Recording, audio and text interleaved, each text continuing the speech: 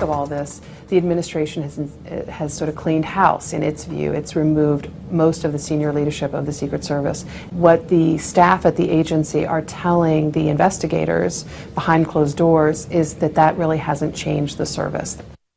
A sobering assessment from the Washington Post there about the Secret Service. Things may have changed, but apparently the culture remains the same. This is a new congressional report released. It says the Secret Service is in a, quote, crisis. The report follows a year-long bipartisan investigation into a series of security breaches, including failure to vet armed guards standing close to the president. For more on this, we're joined now by former U.S. Congressman Robert Walker.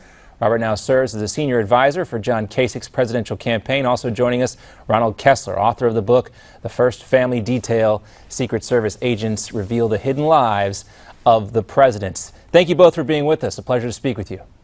Great to be with you.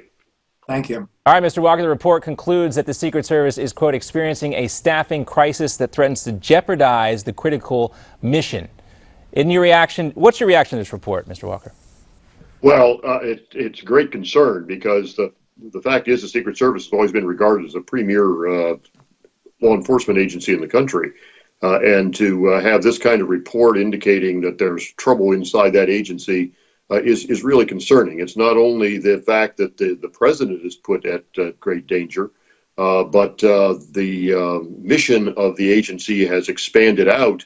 And it raises questions on a lot of security concerns inside and outside Washington. Well, Ron, the report also talks about breaches that were previously undisclosed, including an incident where a man posed as a member of Congress managed not to get screened and walked right up to the president and spoke to him.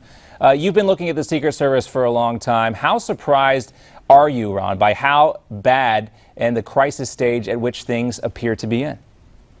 I'm not surprised. Ever since 2009, when my first Secret Service book came out in the President's Secret Service, I've been warning of these problems.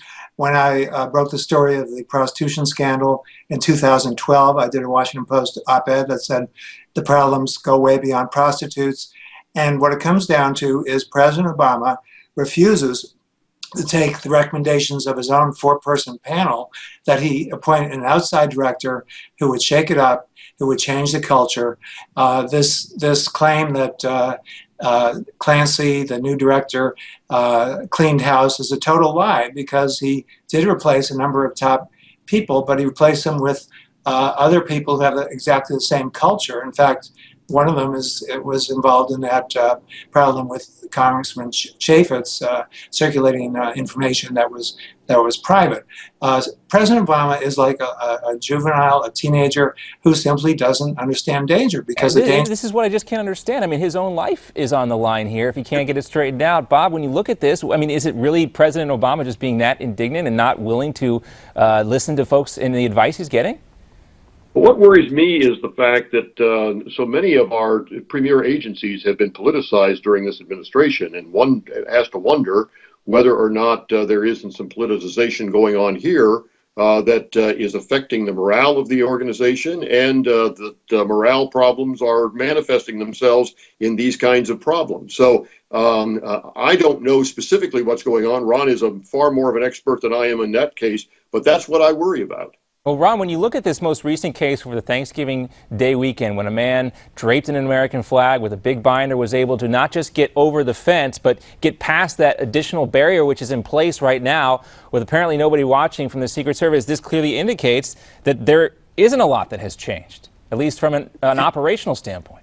And after that, the Secret Service lied about what happened. They said that he had been apprehended at the fence. That was a lie. He got inside the White House. They said he was not armed. That was a lie. He was wielding a knife. Well, that was the first incident, but we're talking about the one from just this past weekend when they had already installed additional security measures, those new spikes on the fence, and the bicycle rack, as it's called, further away from the White House fence. That's just a bunch of toys. You know, the recommendation of that four-person panel was a higher fence with a curved top, get rid of the horizontal bar on the bottom that allows you to climb the fence, and none of that has been done, and that was a year ago. I mean, that just tells you what kind of inertia is going on. And I'm afraid there really is going to be an assassination. That's what agents tell me. And then it's going to be a tragedy for all sides. Yeah, nobody wants to see the U.S. president get shot because the ramifications, and what happens, the ripple effect, will impact every single one of us in a negative way. Very concerning information, and it's unlikely anything's going to change with this guy in the Oval Office. We'll see what happens. Ron Kessler, former Congressman Bob Walker, thanks so much for being with us. Nice to be with you. Of course, you can Thanks. catch Ron's book, and we always have Mr. Walker on quite frequently. Great to get his advice as well. The First Family Detail, that is Mr. Kessler's book. And of course, we want to get to your comments coming up, an opportunity for you to weigh in. Send us your comments directly to us, newsmaxtv.com/comments. We'll have some of those coming up for you later in the show. When we come back, an organization using ex-military volunteers to patrol the Arizona border with Mexico. We'll talk to the founder of that group, Tim Foley. That's coming up.